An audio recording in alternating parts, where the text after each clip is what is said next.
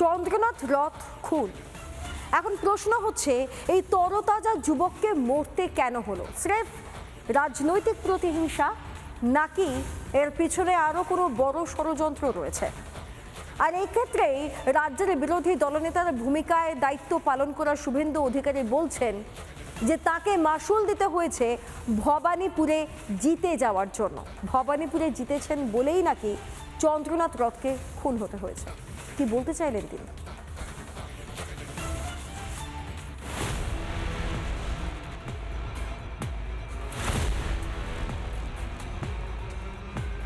যদি তিনি আমার সহায়ক না হতেন তাহলে হয়তো এই তরুণ যুবকটিকে চলে যেতে হতো না। চন্দ্রনাথ রথকে পদ থেকে সরাতে নিখুঁত অপারেশন, যার পিছনে সুগভীর ষড়যন্ত্র দেখতে পাচ্ছেন স্বয়ং শুভেন্দু অধিকারী। একটি 38 বছরের তরুণ যুবক, যিনি 10 বছর এয়ারফোর্সে দেশ মাতৃকার জন্য সার্ভিস দিয়েছেন, তাকে কেবলমাত্র চলে যেতে হলো অকালে। তিনি বিজেপির বিরোধী দলনেতা তথা ভবানীপুর নন্দীগ্রামে বিজয়ী প্রার্থী শুভেন্দু অধিকারীর আত্মসহায়ক বলে। শুভেন্দুর দাবি এটা একটা টার্গেট কিলিং। আততায়ীরা কেন শুভেন্দুর ছায়া সঙ্গীকে টার্গেট করলো? কল্পিত ঠান্ডা মাথায় সুপারি কিলারদেরকে ভাড়া করে এনে বিরোধী দলনেতার সরকারি এক্সিকিউটিভ অ্যাসিস্ট্যান্টকে এবং তার গাড়ির চালককে যেভাবে নৃশংসভাবে গুলি চালানো হয়েছে, এক্স সার্ভিসম্যান চন্দ্রনাথ রথকে আমাদের হারাতে হয়েছে। দোষীদের ফাঁসির সাজা দাবি করেছেন শুভেন্দু। কিলারদের ভাড়া করে এনে ঠান্ডা মাথায় পরিকল্পিত খুন হলো। এই প্রত্যেকটা লোককে খুঁজে বের করে দ্রুত ফাঁসিতে ঝোলাক, এই প্রার্থনা আমি তদন্তকারী পুলিশ, সিআইডি, সিট, অন্য যারা সহযোগিতা করছেন তাদের প্রতি আমার আবেদন। শুভেন্দু অধিকারীকে টলিয়ে দিতেই কি এই খুন, নাকি পেছনে বড় কোনো ষড়যন্ত্র? রিপাবলিক বাংলা। চণ্ডীপুরের কুলটা গ্রামে এখন শ্মশানের নিস্তব্ধতা, বুক ফাটা কান্না সন্তান হারা মায়ের। কিন্তু প্রশ্ন হচ্ছে, এই নেপথ্যে খুনের আসল কারণ কি? বড় কোনো ষড়যন্ত্র? মাস্টার মাইন্ডটাকে?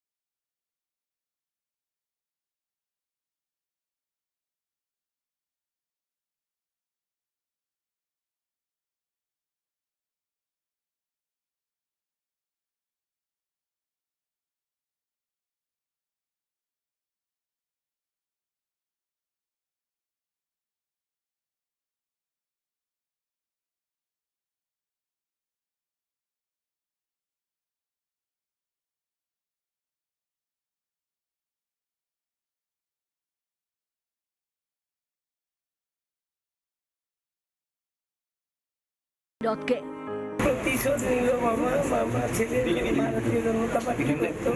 আমি চাইছি দোষীদের শাস্তি হোক।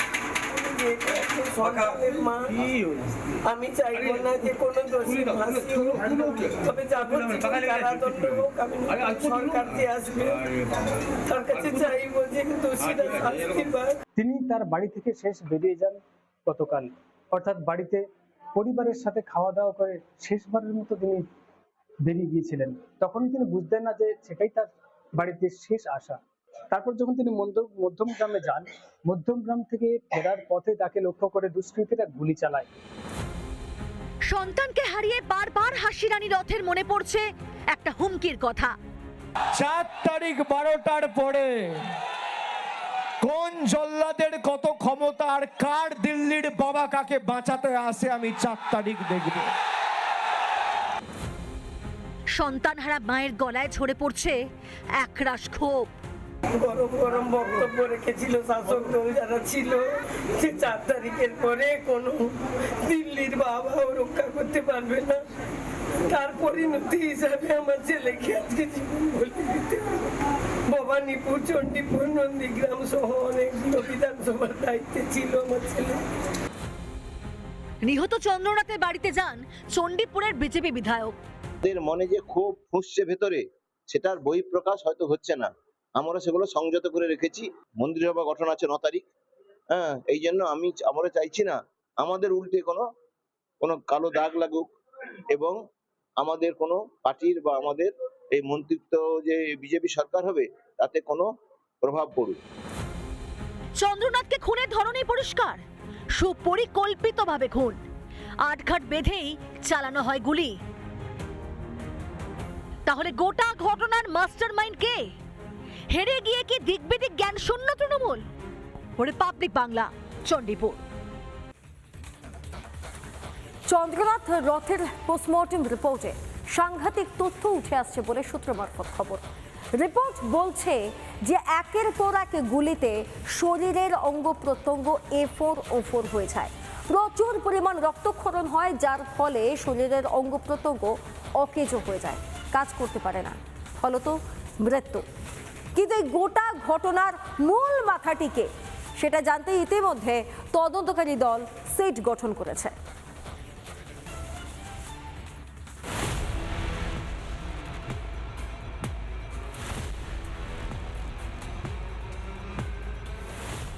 শরীরে 3-3টে বুলেটের ক্ষত, 2টি বিঁধেছিল সরাসরি হৃৎপিণ্ডে, একটি তলপেটে। ময়না তদন্তের রিপোর্টে বলছে মাল্টি অর্গান ফেলিওর হয়ে ঘটনাস্থলে মৃত্যু হয় শুভেন্দু অধিকারীর আপ্ত সহায়ক চন্দ্রনাথ রথের। পরপর গুলিতে মাল্টি অর্গান ফেলিওর হয়ে যায়। ঘটনাস্থলে মৃত্যু হয় শুভেন্দু অধিকারীর আপ্ত সহায়কের। বুকে 2টো এবং পেটে 1টা, এবং যেহেতু বুকে 2টো গুলির আঘাত হয়েছে ফলত সে হার্ট একেবারে ঝাঁঝরা হয়ে গিয়েছে। প্রাথমিক রিপোর্টে এমনটা এখনো পর্যন্ত উল্লেখ। এবং খুনিদের লক্ষ্য যে কতটা নিখুঁত আর ভয়ঙ্কর ছিল এই রিপোর্টই তার প্রমাণ।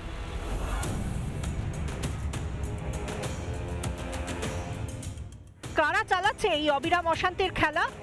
তদন্তের গভীরে যেতে কোমর বেঁধে নেমেছে রাজ্য পুলিশ। আইজি সিআইডির নেতৃত্বে গঠিত হয়েছে সিট। বৃহস্পতিবারই বারাসাতের অলিগলি চষে বেড়ান এসপি ইন্টেলিজেন্স কামনাশিস এবং এসডিপিও আজিঙ্ক আনন্দ। এই হচ্ছে সিসি ক্যামেরা, যে সিসি ক্যামেরার ছবিটা আমরা দেখতে পাচ্ছি, যে ফুটেজটা রিপাবলিক বাংলার সামনে এসেছে। এবং ইতিমধ্যেই এসডিপিও বারাসাত আজিঙ্ক আনন্দ তিনি ইতিমধ্যেই এই গেট দিয়ে ভেতরে ঢুকেছে। ক্যামেরার ফুটেজটা দেখার জন্য তিনি ভেতরে ঢুকেছেন। যে আইজি সিআইডির নেতৃত্বে যে তদন্ত কমিটি গঠন করা হয়েছে তারা তদন্ত করে দেখছে। সিসিটিভি ফুটেজ থেকে শুরু করে স্থানীয়দের বয়ান, খুনিদের নাগাল পেতে কোনো সূত্রই হাতছাড়া করতে চাইছে না লালবাজার ও ভবানী ভবন। অন্যদিকে তদন্তে আস্থা প্রকাশ করেছেন খোদ শুভেন্দু অধিকারী। যে কিলারদের ভাড়া করে এনে কি করে ঠান্ডা মাথায় পরিকল্পিত খুন হলো, এই প্রত্যেকটা লোককে খুঁজে বের করে ফাঁসিতে ঝোলাক আইনের মধ্য দিয়ে, বিএনএস এর মধ্য দিয়ে তদন্তকারী পুলিশ, সিআইডি, সিট, অন্য যারা সহযোগিতা করছেন তাদের প্রতি আমার আবেদন। বিজেপি চায় সোনার বাংলা গড়তে, নতুন সরকার গড়ে বাংলার উন্নয়নই পাখির চোখ ডাবল ইঞ্জিন সরকারের। তাহলে কারা সক্রিয়ভাবে বাংলাকে অশান্ত করছে? এই হত্যাকাণ্ডের পিছনে কি বোনা হয়েছিল বড়সড় ষড়যন্ত্রের জাল? রিপাবলিক বাংলা।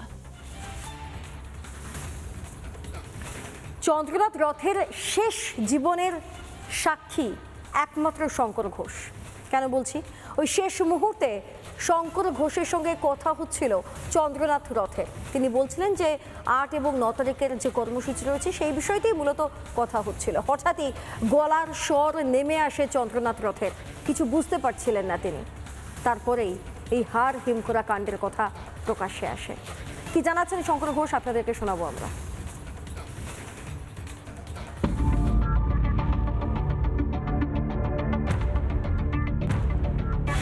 বুধবার রাতে মধ্যমগ্রামে খুন হন চন্দ্রনাথ রথ। পয়েন্ট ব্ল্যাঙ্ক রেঞ্জ থেকে গুলি করা হয় শুভেন্দুর আপ্ত সহায়ককে।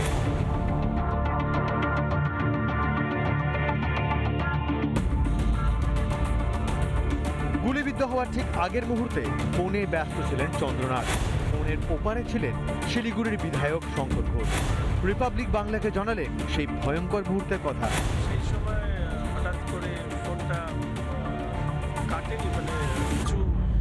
মানুষের একটা ফেইন্ট আওয়াজ পাচ্ছিলাম, তো আমি বুঝিনি, ফোনটাকে ভাবলাম ক্রস কানেকশন হয়েছে, তারপরে কেটে আবার করলাম, তখনও উত্তর দিল না, ধরলো না। তারপরে আমি মেসেজ করলাম, তারও উত্তর দিল না। তখন একজন ফোন ধরে আমাকে বললো এরকম চন্দ্রকে গুলি করেছে।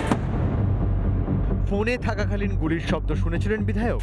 তারপরে কথা বন্ধ হয়ে গেল এবং 3-4 মানে একটা মিক্সড কয়েকজনের ভয়েস শুনছিলাম, কিন্তু ওখানে কোনো মানে শুট আউট হয়েছে। আমি ভেবেছি ওর শরীর খারাপ হয়ে গেছে। গত 5 বছরের সতীর্থ পর্দার পিছন থেকে লড়াইটা করেছিলেন চন্দ্রনাথ রথ। সেই দাদা সহকর্মীকে হারিয়ে আবেগতাড়িত শঙ্কর ঘোষক। রিপাবলিক বাংলা। শোকাতুর চণ্ডীপুর গ্রাম। চন্দ্রনাথ রথের দেহ সেখানে পৌঁছাতেই উপচে পড়া ভিড়, গ্রামের মানুষের চোখে জল। গ্রামের মানুষ শেষ বিদায় জানালেন তাদের গ্রামের ছেলেকে।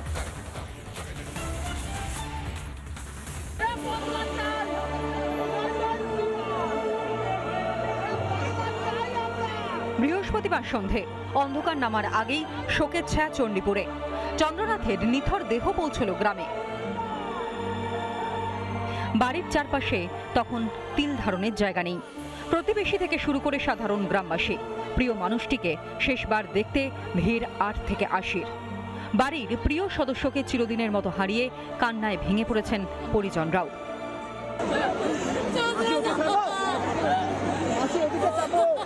এই মুহূর্তে আজকে চন্দ্রনাথের মরদেহ তার গ্রামের বাড়িতে নিয়ে আসা হলে গ্রামের লোকজন সহ বিভিন্ন রাজ্যস্তরীয় নেতৃত্বরা তারা এসে তাকে শেষ শ্রদ্ধা জানায়। তার এমন এই মৃত্যুতে শোকের ছায়া নেমে আসে গোটা এলাকায়।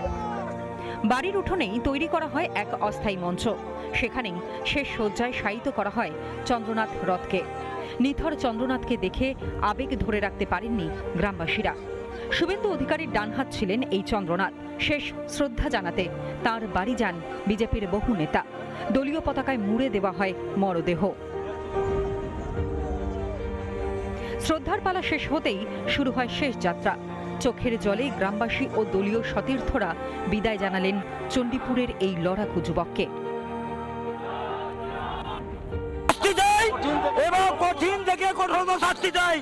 এই যে আমাদের ভাই কে মানে ইচ্ছাকৃতভাবে রাজনৈতিক চক্রান্ত করে মেরেছে, তার জন্য আমরা তার তীব্র নিন্দা করি এবং ভবিষ্যতে মমতা ব্যানার্জিও শাস্তি চাই আমরা। রাজনৈতিক পরিচয়ের ঊর্ধ্বে উঠে আপামর চণ্ডীপুরবাসীর কাছে তিনি ছিলেন শুধুই গ্রামের ছেলে। চন্দ্রনাথের এভাবে চলে যাওয়ায় গভীর শূন্যতা তৈরি হলো গোটা গ্রামে। বিষ্ণুব্রত পণ্ডা, অরুণা ভুমান্না ও অনুপম পাত্র, রিপাবলিক বাংলা, চণ্ডীপুর। নানা ধরনের কন্টেন্ট দেখার জন্য লাইক করুন, শেয়ার করুন আমাদের ফেসবুক পেজ, সাবস্ক্রাইব করুন আমাদের ইউটিউব চ্যানেল। পাশাপাশি অন্যান্য ব্রেকিং নিউজের জন্য অবশ্যই চোখ রাখুন রিপাবলিক বাংলায়।